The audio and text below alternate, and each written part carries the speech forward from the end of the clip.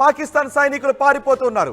ఇప్పుడు నా చేతిలోనే ఈ పేపరే పారిపోతున్న పాకిస్తాన్ సైనికుల డేటాకు సంబంధించి. ఇప్పటికే పాకిస్తాన్లో 1200 మంది సైనికులు వారి పదవులకు రాజీనామాలు చేశారు. అందులో 250 మంది కీలక స్థాయి అధికారులు ఉన్నారు. ఇప్పటికే పాకిస్తాన్ ఆర్మీ చీఫ్ తన కుటుంబ సభ్యులను దేశం దాటించేశాడు. తన కుటుంబ సభ్యులు క్షేమంగా ఉండాలి అని దేశం దాటించేశాడు. పోతే పోని పాకిస్తాన్ ప్రజలు ఎలా పోయినా పర్వాలేదు అని పాకిస్తాన్ ఆర్మీ చీఫ్ తన కుటుంబ సభ్యులను దేశం దాటించేస్తే మిగిలిన సైనికుల్లో భయం మొదలైంది. అందుకే పాకిస్తాన్ సైనికులు ఇప్పుడు రాజీనామాలు చేస్తున్నారు. రాజీనామాలు చేస్తున్న పాకిస్తాన్ సైనికుల సంఖ్య రోజు రోజుకు ఇక్కడ పెరుగుతుంది. మొత్తం రాజీనామాలు చూడండి ఒకసారి ఆర్టీవీ స్క్రీన్ పైన. నా చేతిలో ఉన్న ఈ పేపర్ ఇప్పుడు మీరు ఆర్టీవీ స్క్రీన్ పైన చూస్తూ ఉన్నారు. 26వ తారీఖు నుంచి రాజీనామాలు మొదలయ్యాయి. అంతకు ముందే పాకిస్తాన్ ఆర్మీ చీఫ్ తన కుటుంబ సభ్యులను సురక్షితంగా ఉండాలి అని దేశం దాటించేశాడు. ఈ పిరికి పంద చర్యే పాకిస్తాన్ మిగిలిన సైనికుల్లో భయాన్ని కలిగిస్తోంది. ఎందుకంటే సరిహద్దుల్లో మనం త్రివిధ దళాలని కూడా మోహరిస్తున్నాం. మన త్రివిధ దళాలు ఎక్సర్సైజ్ చేస్తూ ఉన్నాయి ఎటువంటి పరిస్థితులైనా ఎదుర్కోవటానికి. అటు పాకిస్తాన్ కూడా మేకపోతు గాంభీర్యాన్ని ప్రదర్శిస్తుంది. మా నీళ్లు మాకివ్వండి అని. మన దేశం నుంచి ప్రవహించే నదిలో మన దయా దాక్షిణ్యాలతో వాళ్ళకి నీళ్ళు ఇస్తూ ఉంటే ఆ నీళ్లు ఆపేసినందుకు పాకిస్తాన్ ఇప్పుడు మేకపోతు గాంభీర్యాన్ని ప్రదర్శిస్తోంది. మేము రక్తపాతం సృష్టిస్తామంటుంది. బహుశా ఇదే కొనసాగితే మిగిలిన సైనికుల్లో కూడా ఇంకా భయం మొదలయ్యే అవకాశం ఉంటుంది. ఏకంగా 1200 మంది సైనికులు రాజీనామాలు చేశారు అంటే మామూలు విషయం కాదు. బహుశా ఇది మీకు ఆనందాన్ని కలిగిస్తోంది కదా. పారిపోతున్న పాకిస్తాన్ సైనికుల వివరాలు తెలుసుకుంటూ ఉంటే భారతీయుడిగా మీకు ఆనందాన్ని కలిగిస్తోంది కదా. పారిపోతున్న పాకిస్తాన్ సైనికుల వివరాలు తెలుసుకునే కొద్దీ మీకేమనిపిస్తోందో మీ అభిప్రాయాన్ని కమెంట్ బాక్స్లో తెలియచేయండి. చూడండి, ఇదేదో మేం చెబుతున్న వార్త మాత్రమే కాదు, ఇది పాకిస్తాన్ సైనికులు రాజీనామాలు చేస్తున్న లేఖ ఇప్పుడు నా చేతిలో ఉంది. మీరు ఆర్టీవీ స్క్రీన్ పైన చూస్తున్నది అదే, నా చేతిలో మీకు చూపిస్తున్నది అదే. ఈ 2 పేజీల లెటర్లో, ఈ 2 పేజీల ప్రకటనలో పారిపోతున్న పాకిస్తాన్ సైనికుల డేటా ఉంది.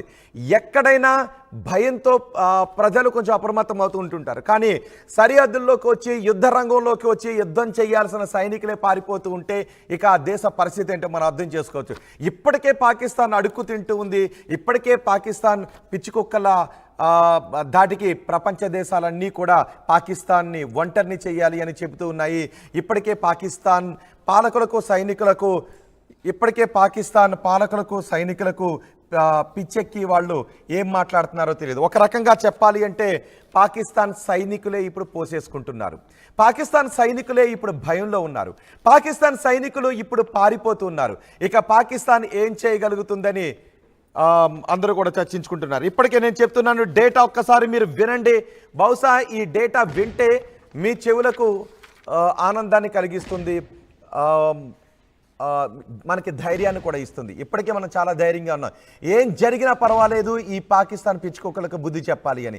ఏం జరిగినా పర్వాలేదు, ఈసారి పాకిస్తాన్ తరిమి కొట్టాలని. ఏం జరిగినా పర్వాలేదు, పాకిస్తాన్ రూపురేఖల్ని ఈసారి మార్చేయాలి అని ప్రతి భారతీయుడు, నిన్న మోదీ అన్న మాటలను కూడా మనం గుర్తు చేసుకుంటే ప్రతి భారతీయుడు రగిలిపోతూ ఉన్నాడని. సో ఇప్పుడు ఈ పారిపోతున్న పాకిస్తాన్ సైనికుల డేటాను చూస్తూ ఉంటే మీకేమనిపిస్తోంది? ఈ పారిపోతున్న సైనికుల వివరాలను సంబంధించిన వార్తను వింటే మీకేమనిపిస్తోందో మీ అభిప్రాయాన్ని కమెంట్ బాక్స్లో తెలియచేయండి. మనం ఇప్పటికే చూస్తూ ఉన్నాం, పాకిస్తాన్ కూడా చూస్తుంది మేకపోతు గాంభీర్యాన్ని ప్రదర్శించి. నీళ్ళు ఆపేసిన తర్వాత పాకిస్తాన్ ఇప్పుడు మనం ఏం చేయాలి, యుద్ధాన్ని ప్రకటించాలని. ఇప్పటికే నీళ్ళు ఆపేసిన విషయాన్ని మేము యుద్ధంగా తీసేసుకున్నామని అంటుంది. బహుశా ఏ క్షణానైనా వాళ్ళ కవ్వింపు చర్యలకు పాల్పడే అవకాశం కూడా ఉంటుంది. మన సైనికులు కూడా ఏదైనా చర్య తీసుకునే అవకాశం ఉంది. పాకిస్తాన్ ఎలా తరిమి కొట్టాలి అని కేంద్రం వ్యూహరచన చేస్తుంది. చాలా వ్యూహాత్మకంగా మనం ముందుకు వెళ్తున్నాం. ఈ సందర్భంలో మన అనుకుంటూ ఉన్నారు ఇంకా ఏం చేయాలి, ఇంకా ఏం చేయడం లేదంటే, ఇంకా ఏం జరగట్లేదంటే ఏదో ఒకటి జరగాలి అని. కానీ ఆల్రెడీ సగం జరిగిపోయింది. నీళ్ళు ఎప్పుడైతే ఆపేసామో అప్పుడే సగం జరిగిపోయింది. యుద్ధం కూడా ప్రారంభమైనట్టే. పాకిస్తాన్ దాన్ని యుద్ధంగానే భావిస్తుంది. ఈలోపు పాకిస్తాన్ సైనికులే పారిపోతూ ఉన్నారు. పాకిస్తాన్ సైనికులు కొంతమంది వాళ్ళ కుటుంబ సభ్యులను దేశం దాటించి క్షేమంగా ఉండాలని అనుకుంటూ ఉంటే పాకిస్తాన్ సైనికులే రాజీనామాలు చేసి పారిపోతున్నారు. మా ప్రతినిధి సచిన్ పూర్తి సమాచారం అందించడానికి మనకు అందుబాటులో ఉన్నారు.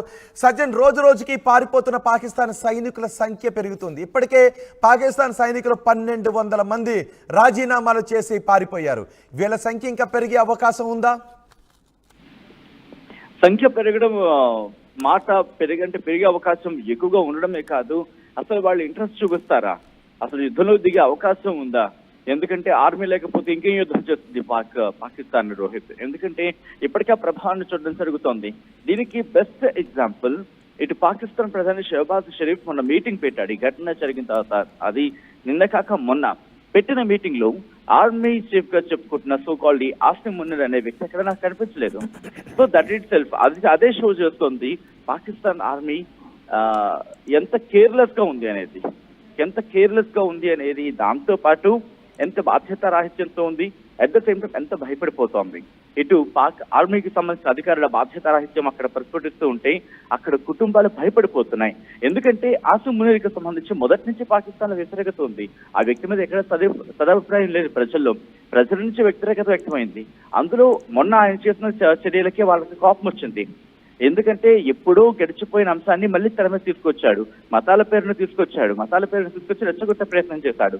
ఆ తర్వాత జరిగిన ఘటనకు సంబంధించి కూడా వాళ్ళకి అక్కడ వ్యతిరేకత వ్యక్తమైంది. సో ఇన్ని ప్రభావాలు అక్కడ ఎప్పుడైతే ప్రజల్లోనే ఇది వ్యక్తమైందో ఆ ఇంపాక్ట్ ఆటోమేటిక్ గా సైన్యం మీద పడింది. ఈ రోజు ఆ ప్రభావమే పాకిస్తాన్ చూస్తోంది. దీనికి బెస్ట్ ఎగ్జాంపుల్, ఎందుకంటే ప్రపంచం మమ్మల్ని పట్టించుకోవట్లేదు, పాకిస్తాన్ ఫిక్స్ అయింది. సో ఇటువంటి సినారియోలోని సాక్షాత్ మన రక్షణ శాఖ మంత్రి చూసాం, ఇంతవరకు దెబ్బతిన్నది మనం, కానీ ఇంతవరకు ఆయన ఎక్కడా బయటకు వచ్చి మీడియాతో మాట్లాడిన సందర్భం లేదు. కేవలం డిఫెన్స్ తోనే. అఫ్ కోర్స్ మనం ఎంత స్ట్రాంగ్ అయినప్పటికీ వ్యూహాల విషయంలో కావచ్చు, లేకపోతే ప్రజల విషయంలో కావచ్చు, ఎటువంటి ఇబ్బందులు తలెత్తకుండా రక్షణ శాఖ మంత్రి రాజ్నాథ్ సింగ్ నిన్న సిడిఎస్ తో భేటీ అయిన సందర్భాన్ని చూసాం. కానీ ఎక్కడ కూడా పాకిస్తాన్ కి సంబంధించి ఇటు రక్షణ శాఖ మంత్రి ఆర్మీ చీఫ్ తో భేటీ అయిన అంశాన్ని ఎక్కడా తెర మీద లేదు. ఇంకొక బెస్ట్ ఎగ్జాంపుల్. ఇది ఇంకా లిస్ట్ కొనసాగే అవకాశం కనిపిస్తోంది. ఎందుకంటే క్వెట్టా బలూచిస్తాన్ కి సంబంధించి ఎప్పుడైతే బలూచిస్తాన్ కూడా నిన్న మొన్నటి నుంచి దాడులు చేస్తోందో క్వెట్టా కేంద్రంగా బలూచిస్తాన్ రాజధానిగా దాన్ని చెప్పుకోవడం జరుగుతోంది. సో అక్కడ రిజిగ్నేషన్స్ ఎక్కువయ్యాయి. ఏకంగా అక్కడ 120 మంది మొత్తంగా మాట్లాడుకునే సందర్భంలో అక్కడ సిచ్యువేషన్ చూసుకుంటే కనుక క్వెటాకి సంబంధించి కూడా ఇంపాక్ట్ చూపిస్తోంది. క్వెటాలో ఏకంగా 120 మంది అధికారులు, అలాగే 400 మంది సైనికులు అక్కడ రిజిగ్నేషన్స్ ఇచ్చినట్టుగా కొన్ని వార్తా కథనాలు చెప్పడం జరుగుతుంది పాకిస్తాన్ కి సంబంధించి. సో అక్కడ ఇంపాక్ట్ అయితే కనిపిస్తోంది. క్వెటాలో బలూచిస్తాన్ కేంద్రంగా, బలూచిస్తాన్ తమ రాజధానిగా చెప్పుకుంటున్న క్వెటాలో అక్కడ పరిస్థితులను అర్థం చేసుకోవచ్చు. అంటే ఓ పక్క ఇండైరెక్ట్ గా ఇటు భారత్ ను బూచిగా చూపించే ప్రయత్నం చేస్తోంది. బలూచిస్తాన్ దాడులు చేస్తే భారతే చేస్తుంది, లేకపోతే ఇటు ఆఫ్ఘనిస్తాన్ నుంచి కావచ్చు, లేకపోతే అక్కడ ఏమైనా మిలిటెంట్స్ ఎవరైనా దాడి చేస్తే కనుక అది భారతే చేస్తుంది. ఇండైరెక్ట్ గా ఇటు ప్రపంచ వేదికల మీద చెప్పే ప్రయత్నం చేస్తోంది. కానీ పాకిస్తాన్ విషయం మర్చిపోతోంది. ఒకప్పుడు భారత్ వేరు, ఇప్పుడు భారత్ వేరు. ఒకప్పుడు పాకిస్తాన్ వేరు, ఇప్పుడు పాకిస్తాన్ వేరు. ఆ విషయం వాళ్ళు మర్చిపోతున్నారు. సో ఇవన్నీ కూడా ప్రజల్లో, అక్కడ ఎడ్యుకేటెడ్ పీపుల్లో కూడా కాస్త అవగాహన వస్తోంది. వాళ్ళ భయం మొదలైంది. ఇప్పటికే సింధు నది జలాలు ఆపేసిన తర్వాత ఏం చేయలేకపోయారు వీళ్ళు, కేవలం మాటలు దాడి తప్ప అక్కడ ఎటువంటి ఇనిషియేషన్ లేదు అని చెప్పి. దాంతో పాటు మెడికల్ ఎమర్జెన్సీ వచ్చింది, మందుల కొరత వచ్చినప్పుడు కాళ్ళ బేరానికి వస్తున్నారు. మందుల విషయంలో కాస్త ఎగ్జామ్షన్స్ ఇచ్చేలా భారత్ మీద కాస్త ప్రెషరో లేకపోతే రిక్వెస్టో తగినట్టు అక్కడ అధికారులు చెప్తున్నారు. సో ఇవన్నీ అక్కడ ప్రజల నుంచి పుట్టిన వ్యతిరేకత, ప్రజల నుంచి ఎప్పుడైతే వ్యతిరేకత పుడుతుందో లోవర్ గ్రౌండ్ నుంచి, మరీ ముఖ్యంగా ఆర్మీకి సంబంధించిన అంటే ఏంటి ఈ రాజీనామాల నేపథ్యంలో ఇప్పుడు పాక్ ఆర్మీ చీఫ్ ఏమంటాడు? ఎందుకు పాకిస్తాన్ సైనికులు యుద్ధ వాతావరణం నేపథ్యంలో పారిపోతున్నారు? ఒకరు ఇద్దరు కాదు, ఏకంగా 1200 మంది రాజీనామా చేశారు. అంటే పాక్ సైనికుల్లో పిరికి భయం ఏ విధంగా ఉందో మనం అర్థం చేసుకోవచ్చు. అందుకే దీన్ని మనం పదే చెప్పుకోవాల్సి వస్తుంది. శత్రువు కళ్ళలో మనం భయం చూసినప్పుడు నిజంగా ఆనందంతో చెప్పుకుంటూ ఉంటాం. దాన్ని 1-2 సార్లు చెప్పుకున్నా పర్వాలేదు, ఎందుకంటే అది మనకి ఆనందాన్ని ఇస్తుంది. కాబట్టి యుద్ధం మొదలు పెట్టకముందే శత్రువు పారిపోతుంటే మీకేమనిపిస్తుంది? నిజంగా ఆనందం వేదా? ఇంకా మనం యుద్ధం మొదలు పెట్టలేదు, నీళ్ళు ఆపాం, పాకిస్తాన్ని ప్రపంచం ముందు ఒంటరిని చేశాం, మన యుద్ధ సన్నాహాలు చేస్తున్నాం, దేనికైనా మనం సిద్ధంగా ఉన్నామని. ఇప్పుడు ప్రతి భారతీయుడు కూడా అందరూ పాకిస్తాన్కి మనం ఎలా బుద్ధి చెప్పబోతున్నాం? కొంతమంది ఇంకా ఆవేశంలో బాంబు వేసేయండి, యుద్ధ విమానాలతో తొక్కేయండి అంటూ ఉంటుంటారు. కానీ ఒక దేశం బాంబులు వేసే ముందు, యుద్ధ విమానాలతో తొక్కేసే ముందు కొంత ఆలోచిస్తుంది. మనకు జరిగే నష్టం ఏంటి, వాళ్ళకి జరిగే నష్టం ఏంటి, మన ప్రజలకు నష్టం జరగకుండా ఏం చేయాలని వ్యూహాత్మకంగా ముందుకు వెళ్తుంది. కానీ మనలో కొంత ఆవేశం ఉంటుంది. సో అలాంటి యుద్ధ చర్య తీసుకునే ముందే పాకిస్తాన్ సైనికులు పారిపోతూ ఉంటే మీకేమనిపిస్తుంది? ఇదేదో నేను మీకు సరదాగా చెప్తున్న వార్త కాదు, నా చేతిలో ఉన్న డేటాను చూపించి మరీ చెప్తున్నాను. ఈ పాకిస్తాన్ సైనికులు పారిపోతున్నారనే వార్తను ఒక్కసారి కాదు 100 సార్లు చెప్పినా వినే కొద్దీ వినాలని అనిపిస్తుంది. నాకైతే చెప్పే కొద్దీ చెప్పాలనిపిస్తుంది పాకిస్తాన్ సైనికులు పారిపోతున్నారనే వార్తను. సో పాకిస్తాన్ సైనికులు పారిపోతున్నారనే వార్తను మీకు వింటూ ఉంటే మీకేమనిపిస్తుంది? ఎందుకంటే ఆ రోజు ఒక్కసారి ఆలోచించండి. నేను మిమ్మల్ని ఎక్కడికి తీసుకువెళ్తానంటే మీకు గుర్తుండే ఉంటుంది కదా, మధుసూదన్ భార్య. ఎందుకంటే మనం ఎంత రగిలిపోవాల్సే ఎందుకు వస్తుందంటే ఒక్క విషయం మీకు గుర్తు చేస్తాను. మధుసూదన్ భార్య, కావాలంటే మీకు మధుసూదన్ భార్య మాట్లాడిన మాటలను కూడా వినిపిస్తాను. ఒకసారి పీసీఆర్ మధుసూదన్ భార్య మాట్లాడిన మాటలు వింటే ఒక్కసారి ప్లే చేయండి. నేను 1కి 10 సార్లు ఎందుకు చెప్తున్నానని కొంతమంది అడుగుతూ ఉంటుంటారు కదా. ఈ 1కి 10 సార్లు మధుసూదన్ భార్య చెప్పిన స్థానంలో మన బంధువులు, మన కుటుంబ సభ్యులు ఉంటే ఎలా ఉంటుంది? ఆమె ఏం చెప్పిందో తెలుసా? ఆ రోజు పహల్గామ్లో ఉన్నప్పుడు వాళ్ళు ముష్కర్లు తోటాలు తీసుకుని వస్తూ ఉంటే అక్కడ ఉన్న వాళ్ళ మమ్మల్ని ఏమార్చారు, మాతో అబద్ధం ఆడారు, మేము పారిపోతూ ఉంటే లేదు మీరు పారిపోకుండా అవి సాధారణ కాల్పులు, మీరు ఇక్కడ పడుకోండి అని చెప్పారట. పాకిస్తాన్ ఇప్పుడు ఆర్మీ నా కొడుకులు, సారీ పదం అన్నందుకు మీరు ఏమనుకోకండి, వాళ్ళు పారిపోతూ ఉన్నారు కదా. సో ఇక్కడ మన ప్రజలు అరే తుపాకీ శబ్దం విన్న తర్వాత సాధారణ పౌరుడికి ఎవరికైనా భయమే ఉంటుంది కదా. చూడండి, మనం రోడ్డు మీద వెళ్తున్నప్పుడు ఎవరైనా కత్తి తీసుకుని దాడి చేసేటప్పుడే సాధారణ పౌరులు ఎందుకు దగ్గరికైనా ఒక చిన్న భయం ఉంటుంది కదా. మరి ఆ అందాలను చూడటానికి వెళ్ళిన మన అక్క చెల్లెళ్ళు, మన అమ్మలో, మన సోదరులో ఆ క్షణంలో ఆ తోటాలకు భయపడి పారిపోతుంటే మీరేం పారిపోకుండా ఇక్కడ పడుకుని ఉండండి అన్నారంట. వాళ్ళు పడుకుని ఉన్నప్పుడు ఇప్పుడు నేను చెప్పబోయే వార్త ఒక్క క్షణం వినండి, ఇది గుండెల్ని ఎంత పిండేస్తుందో. వింటే భర్త చేతిని, వాళ్ళిద్దరు పిల్లలతో వెళ్ళారు కదా, ఆ ఇద్దరు పిల్లలు భయంతో పరుగులు పెడుతూ ఉంటే వాళ్ళిద్దరూ భార్య భర్తలు చేయి పట్టుకున్నారట, నేలపైన పడుకున్నారంట, తలలా పెట్టుకుని పడుకున్నారంట. పడుకున్నప్పుడు ఆమెకు ఒక శబ్దం వినిపించింది, ఒక తోట పేలిన శబ్దం వినిపించింది. ఆ తోట ఎక్కడో పేలింది అనుకుంది పాపం ఆ మహాతల్లి. ఆ పిల్లలు ఎక్కడున్నారు, పిల్లలు ఏమైపోతున్నారో అని ఆలోచన ఉంది.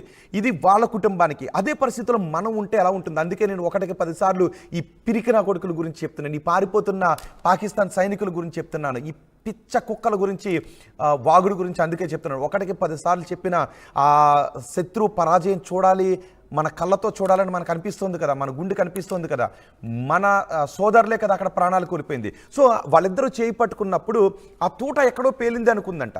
కానీ కొద్దిసేపటికే ఆ భర్త రక్తం ఆమె చేతికి బాడీకి తగులుతుంటే ఏంటి తడిగా తగులుతోంది అని అనుకుందంట. తీరా చూసేటప్పటికి రక్తపు మడుగులో తన భర్త. ఒక్క క్షణం ఆలోచించండి, మనకు తెలిసిన వాళ్ళు, మన కుటుంబ సభ్యులు, మనము ఆ పరిస్థితుల్లో ఉంటే 1కి 10 సార్లు ఈ పాకిస్తాన్ కొడుకులను ఏం చేయాలని అనిపించదా? ఈ పిచ్చి కుక్కలను ఎలా తరిమి కొట్టాలని అనిపించదా? అందుకే చెప్తున్నాను, ఈ పారిపోతున్న పాకిస్తాన్ సైనికుల గురించి 1కి 10 సార్లు నాకు చెప్పాలని అనిపిస్తూ ఉంది. ఒక్కొక్కడు అనుకుంటుంటాడు నువ్వు వెళ్ళు యుద్ధంలోకి, వీళ్ళని పంపించండి యుద్ధంలోకి అని. నిజంగా అవకాశం లేదు, ఉండుంటే వెళ్ళుండే వాళ్ళమేమో. ఇప్పుడు మనం ఏం చేయగలం? ఒక్కొక్కడు ఒక పని చేస్తుంటుంటాడు, మనకి ధైర్యాన్ని నింపటం, మనకి ధైర్యాన్ని, జాతీయ భావాన్ని నింపే వ్యాఖ్యలు చేయటం. సో అది ఆ పని నేను చేస్తున్నాను. అక్కడ జరిగే పని అది కూడా ప్రభుత్వం చెబుతున్నటువంటి పని, రహస్యాన్ని బహిర్గతం అయితే చేయడం లేదు. ఈ పని నిన్న మోదీ కూడా మాట్లాడారుగా, ప్రతి భారతీయుడు గుండె రగిలిపోతుందని మోదీ కూడా మాట్లాడారుగా. ఆ రగిలిపోతున్న గుండె ఎలా ఉంటుందో నా మాటల్లో కూడా మీకు చెప్పాలనుకుంటున్నాం.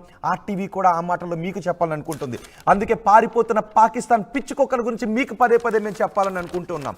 బహుశా ఇది విని విని విని విని మీకు కనుక బోరు కొడితే ఆ భర్తను కోల్పోయిన తల్లి స్థానంలో ఉండి ఆలోచిస్తే ఈ వార్త నా తల్లి ఎన్నిసార్లు వినాలనుకుంటుంది?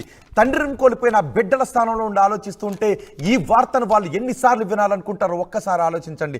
అందుకే ఈ వార్తను పదే చెప్పాలనుకుంటున్నాను. పదే కాదు, ఇంకో 100 సార్లైనా చెప్తాను, 1000 సార్లైనా చెప్తాను. పారిపోయే పాకిస్తాన్ పిచ్చనా కొడుకుల గురించి 100 సార్లైనా సరే నేను ఈ వార్తను చెప్పడానికి సగర్వంగా నేను ఫీల్ అవుతున్నాను. మీరు ఏమనుకున్నా సరే చూడండి, ఒకసారి ఆ భర్తతో బిడ్డలు పారిపోయారు, వాళ్ళిద్దరూ అలాగే ఉన్నారు. ఒకవేళ ఆ ముష్కర్ వెళ్ళిపోతాడేమో అనుకున్న సమయంలో ఒక తోటా శబ్దం వినపడి అలా ఉన్నప్పుడు, ఇదేదో సినిమాలో చూస్తాం కదా, బహుశా మన మాటలతో రాయలేని దృశ్యాలు అక్కడ కనిపిస్తూ ఉన్నాయి, మనం మాటలతో చెప్పలేని ఆ దృశ్యాలు. ఆ భర్త గుండెల్లోకి దిగిన తోట ఆమె శరీరాన్ని తాకుతూ ఉంటే ఆ వెచ్చదనం, ఆ తడి తగులుతూ ఉంటే ఆ భర్తను అలా చూసిన తర్వాత రక్తపు మడుగులో ఉన్న ఆ భర్తను చూసి, రక్తపు మడుగులో ఉన్న ఆ తండ్రిని చూసి ఆ బిడ్డలు ఆ క్షణం ఏమైపోయి ఉంటారు. ఒక్కసారి మీరు ఆలోచించండి ఆ స్థానంలో ఉండి, ఒక్కసారి మనం ఆలోచించండి ఆ స్థానం. మనం లేం, బహుశా చాలాసార్లు కాశ్మీర్ వెళ్ళొచ్చిన వాళ్ళు కూడా ఉండి ఉంటారు కదా. ఆ సమయంలో జరగలేదు అంతే తప్ప మనం తెలివైన వాళ్ళం ఏం కాదు. కాబట్టే పాకిస్తాన్కి ఏమన్నా జరగాలి అని పాకిస్తాన్ పిచ్చి కుక్కలను తరిమి కొట్టాలని పారిపోతున్న పాకిస్తాన్ పిచ్చి కుక్కల జాబితాని పదే చెప్పాలని నేను చెప్తున్నాను. సో ఆవేశంలో మాట్లాడుతున్నాను, భావోద్వేగంలో మాట్లాడుతున్నాను, అవసరం ఉండే మాట్లాడుతున్నాను, మీరు అర్థం చేసుకోండి, ఏమనుకున్నా పర్వాలేదు. కానీ ఇప్పటికీ కొంతమంది అంటూ ఉంటుంటారు బాధ్యత లేదా పాకిస్తాన్లోని తిట్టడానికి. పాకిస్తాన్లోని తిట్టడానికి బాధ్యత ఎందుకు? పాకిస్తాన్లో ఉన్న మన దేశంపై కక్షగట్టి మన పౌరుల ప్రాణాలు తీసేవాడు పాకిస్తాన్ ప్రధానైనా సరే నాకు అవసరం లేదు, ఏమనుకున్నా సరే మనకు అవసరం లేదు. ఇప్పటికే మన సోదరులందరూ రోడ్లపైకి వచ్చి అంటున్నారు కదా, ఖబర్దార్ పాకిస్తాన్ అని అంటూ ఉన్నారు కదా. సో ఈ క్షణం పాకిస్తాన్ పై జాలి చూపించేవాడు ఎవడైనా కూడా వాడు భారతదేశంలో ఉండాల్సిన అవసరం లేదు. పాకిస్తాన్పై జాలి చూపించేవాడు ఎవడైనా కూడా. మనకు అవసరమా పాకిస్తాన్పై జాలి చూపడం? అందుకే పారిపోతున్న పాకిస్తాన్ సైనికుల గురించి, భయపడుతున్న పాకిస్తాన్ పిచ్చి కుక్కల గురించి 100 సార్లు కాదు 1000 సార్లైనా సరే నేను చెప్పడానికి ముందుకున్నాను. ఈ వార్తను వినటానికి ఆ బాధితులు కూడా ఉన్నారు. ఒక్కసారి బాధితుల స్థానంలో ఆలోచించు. అందుకే చెప్తున్నాను, ఇదిగో 1200 మంది పాకిస్తాన్ సైనికులు పారిపోయారు. ఇంకా పారిపోవడానికి ఎంతమంది సైనికులు ఉన్నారో తెలియదు. మనం ఇంకా యుద్ధం మొదలు పెట్టలేదు, బాంబు వేయలేదు, మన యుద్ధ విమానాలు వాళ్ళ గగన తలంలో శబ్దం చేస్తూ ఇంకా విహరించలేదు. అప్పుడే పాకిస్తాన్ సైనికులు పారిపోతూ ఉన్నారు. ఎస్ సచిన్, పారిపోతున్న పాకిస్తాన్ సైనికుల మాటలు వింటూ ఉంటే ఆ దేశ సైన్యం ఇప్పుడు ఏం చేయబోతోంది? ఆ డేటా పెరుగుతూ ఉంటే ఆ డేటా పెరగడం అంటే మీరు ఇందాక ఒక మాట అన్నారు, పాకిస్తాన్ కి ఆర్మీ చీఫ్ ఆసిఫ్ మునీర్ ఏమంటున్నాడు అని చెప్పి. ఇక్కడ నేను క్వశ్చన్ చేయాలనుకుంటున్నాను రోహిత్, అసలు ఆర్మీ చీఫ్ అనేవాడు ఉన్నాడా? ఇదే క్వశ్చన్ పాకిస్తాన్ లో రైస్ అవుతుంది, మన వరకు అవసరం లేదు అసలు. సజ్జన్ ఒకసారి మీరు అందుబాటులోనే ఉండండి. ఎస్, అందరికీ గుర్తు చేయడానికి ఆ మధుసూదన్ భార్య, ఎందుకంటే ఈ క్షణంలో మధుసూదన్ భార్య మాట్లాడిన మాటలను గుర్తు చేసుకోవాలి కదా. ఓకే, ఒకసారి ప్రధాని నేను మాట్లాడిన మాటలను వేద్దాం. నేను మధుసూదన్ భార్య మాటలను కూడా ఒక్కసారి ఈ సందర్భంలో మీకు వినిపిస్తాను. బిఫోర్ దట్ ఒక్కసారి మన్ కీ బాత్లో ప్రధాని మాట్లాడిన మాటలు వినిపిస్తాను. సచిన్ మీరు ఒకసారి అందుబాటులోనే ఉండండి. ఎస్పీసీఆర్ ప్రధాని మాటలు విందాం. मन की बात कर रहा हूं तो मन में गहरी पीड़ा है। 22 अप्रैल को पहलगाम में हुई आतंकी वारदात ने देश के हर नागरिक को दुख पहुंचाया है। पीड़ित परिवारों के प्रति हर भारतीय के मन में गहरी संवेदना है। भले वो किसी भी राज्य का हो, वो कोई भी भाषा बोलता हो, लेकिन वो उन लोगों के दर्द को महसूस कर रहा है जिन्होंने इस हमले में अपने परिजनों को खोया है।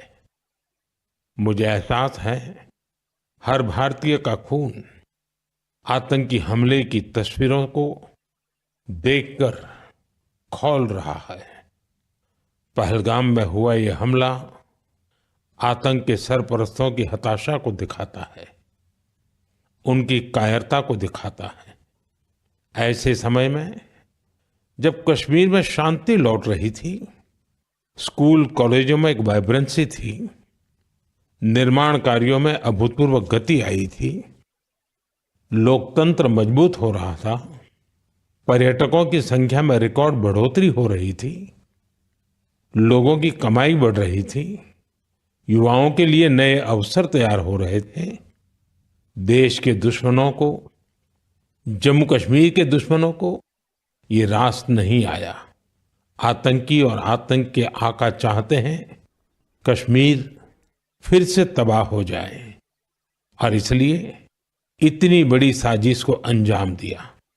आतंकवाद के खिलाफ इस युद्ध में देश की एकता, 140 करोड़